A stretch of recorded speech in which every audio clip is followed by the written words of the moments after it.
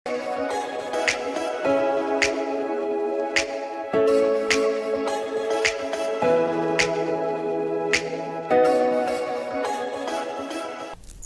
we have to discuss how can we convert a galvanometer to ammeter. You must have seen galvanometer and ammeter in your laboratories. तो ये इस तरह की devices होती हैं.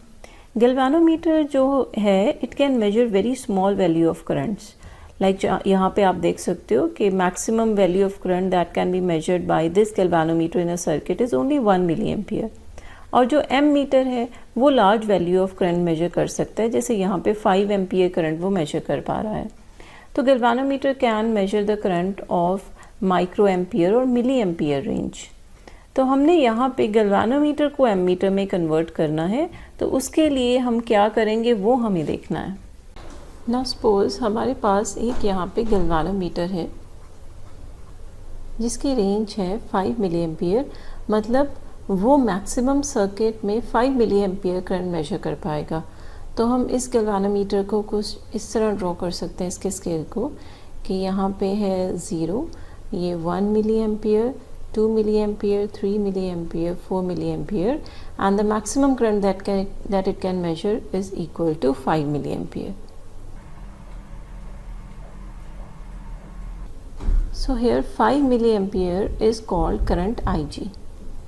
So current IG हम वो करंट कहते हैं कि जो गैल्वानोमीटर में मैक्सिमम डिफ्लेक्शन दे देगा.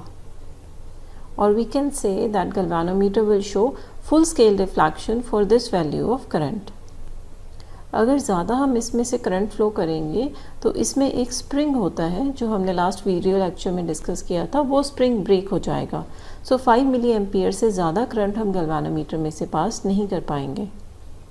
So galvanometer is used only in those circuits where we want to detect only small values of current, like in potentiometers or meter bridges. Now suppose आपके पास एक सर्किट है जिसमें maximum current 100 milli ampere flow कर रहा है, तो आप वहाँ पे गैल्वानोमीटर तो यूज़ नहीं कर सकते because 100 milli ampere is a large value of current. So आपको इसी सर्किट में कोई मॉडिफिकेशन करके इसे एमीटर में चेंज करना होगा.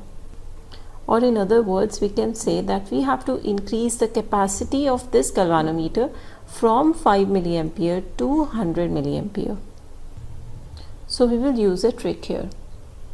तो हम करेंगे क्या, हम इसी गैल्वानोमीटर के पैरेलल में एक लो रेजिस्टेंस कनेक्ट कर देंगे. This low resistance is known as shunt. So this combination of galvanometer and a low resistance connected in parallel with galvanometer is known as ammeter. तो जब हम ऐसा अरेंजमेंट करते हैं तो इस गैल्वानोमीटर की रेंज इंक्रीज़ हो जाती है.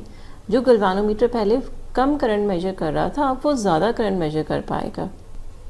सो what actually happens that we just change the calibration of scale of galvanometer. So we will try to understand all this by taking an example. Now here I have a galvanometer and a shunt. Suppose the resistance of galvanometer is 19 ohm and resistance of shunt is 1 ohm. Now suppose I am passing a current of 100 milliampere over here, or we can say that total current in the circuit across which we have connected the ammeter is 100 milliampere. तो हमें पता है कि galvanometer में हमें 5 milli ampere से ज़्यादा current नहीं पास करवाना, तो उसी अकॉर्डिंगली हमने ये रेजिस्टेंसेस की वैल्यू ली हैं. Now you must be knowing that current always divides in inverse ratio of resistances. मतलब जहाँ पे रेजिस्टेंस ज़्यादा होगी करंट कम पास होगा, और जहाँ पे रेजिस्टेंस कम होगी वहाँ करंट ज़्यादा पास होगा. Now we can do the calculation that how much current will be flowing through this galvanometer. So it will be equal to, ratio से हमने ये निकाल लिया, so this will come out to be 5 milliampere. तो हमारी condition satisfy होगी कि 100 milli ampere में से सिर्फ 5 मिली एम्पियर यहाँ गैल्वानोमीटर में से पास करेगा. और अगर हम शंट से कैलकुलेशन करें तो इसमें से जो करंट पास करेगा that will be equal to 19 over 19 plus 1 into 100 which will be equal to 95 milliampere. तो होगा क्या, 100 मिली एम्पियर यहाँ से करंट पास हो रहा है हमारी डिवाइस में, तो इसमें से 5 मिली एम्पियर इधर से क्रॉस करेगा एंड बाकी जो 95 मिली एम्पियर है वो शंट में से निकल जाएगा. अब जो गैल्वानोमीटर है वो डिफ्लेक्शन तो हमें 5 मिली एम्पियर के लिए ही देगा, galvanometer will say that only 5 milliampere current is passing across it. But we know that actually how much current is passing through this arrangement? 100 milliampere. तो हम क्या करेंगे, ये जो गैल्वेनोमीटर का स्केल है यहाँ पे, इसे यहाँ चेंज कर देंगे. तो जब गैल्वेनोमीटर 5 मिलीएम्पियर करंट की डिफ्लेक्शन दे रहा है तो हमें पता है कि एक्चुअल में उस वक्त सर्किट में 100 मिलीएम्पियर करंट फ्लो हो रहा है. तो जो यहाँ पे एम मीटर है उसका नया स्केल जो हम बनाएंगे तो वहाँ पे हम 5 मिलीएम्पियर की जगह 100 मिलीएम्पियर लिख देंगे. तो हमारा स्केल कुछ ऐसा बनेगा. अब हम देखेंगे कि जब हम 80 मिलीएम्पियर करंट यहाँ से पास करेंगे तब क्या होगा. Now we know that current will divide itself in the inverse ratio of resistances. तो यहाँ पे करंट आ जाएगा 4 मिलीएम्पियर और यहाँ से करंट पास करेगा 76 milliampere. Now according to galvanometer only 4 milliampere current is passing, but actually we know that circuit में total current 80 milliampere पास हो रहा है. तो हम क्या करेंगे, कैलिब्रेशन में चेंज कर देंगे. तो यहाँ जहाँ पे 4 milliampere है उसकी जगह हम क्या लिख देंगे, 80 milliampere. So the person who is manufacturing the M meter वो just क्या करता है, वो गैल्वेनोमीटर के स्केल की कैलिब्रेशन को चेंज कर देता है.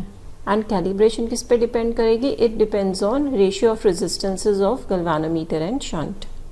सो जो लैब में आपके सामने एमीटर रखा होता है वो ऑलरेडी कैलिब्रेटेड होता है. तो उसमें इसका जो इंटरनल स्ट्रक्चर होता है एमीटर का, ऑलरेडी उसमें एक गैल्वेनोमीटर होता है और एक शंट होती है. तो आपको कुछ नहीं करना होता, आपको जिस सर्किट में करंट की वैल्यू फाइंड करनी है आप जस्ट 2 टर्मिनल्स लोगे एमीटर की और उसे उस सर्किट में कनेक्ट कर दोगे and you will get your reading. So this is how actually galvanometer is converted to ammeter. अब जो आपने थ्योरी में करना होता है वो जस्ट ये करना होता है that galvanometer is a device for detection and measurement of small electric currents and ammeter क्या है, it is a low resistance galvanometer. अब ये क्या था गैल्वेनोमीटर का रेजिस्टेंस, आपने पैरेलल में एक और रेजिस्टेंस लगा दी जो लो रेजिस्टेंस है. तो आपको पता है कि जब आप 2 रेजिस्टेंसेस पैरेलल में लगाते हो तो रिजल्टिंग रेजिस्टेंस डिक्रीज हो जाती है. So ammeter is a low resistance galvanometer. और गैल्वेनोमीटर को एमीटर में कन्वर्ट करने के लिए we connect a low resistance shunt in parallel with galvanometer. तो पैरेलल में हमें पता है कि potential difference across galvanometer and potential difference across shunt same रहेगा. तो पोटेंशियल डिफरेंस अक्रॉस गैल्वेनोमीटर क्या हो जाएगा, V using ohm's law, V is equal to I into R. अब यहाँ से करंट पास कर रहा है IG and resistance of galvanometer हम G ले लेते हैं तो ये आ जाएगा IG into G. Now if total current entering is I, IG यहाँ से गया तो यहाँ कितना जाएगा, applying Kirchhoff's first rule I minus IG. तो पोटेंशियल डिफरेंस आ जाएगा I minus IG into S. तो शंट की वैल्यू आ जाएगी IG over I minus IG into G.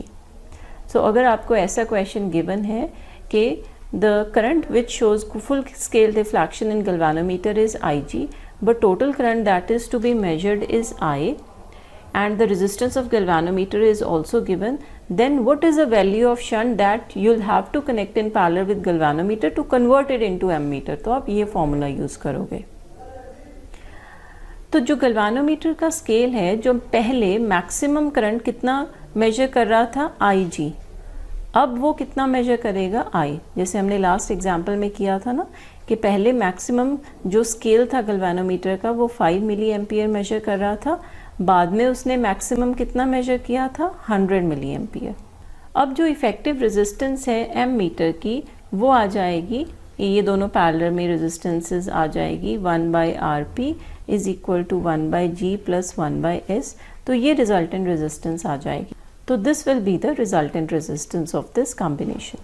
Next, an ideal ammeter has zero resistance.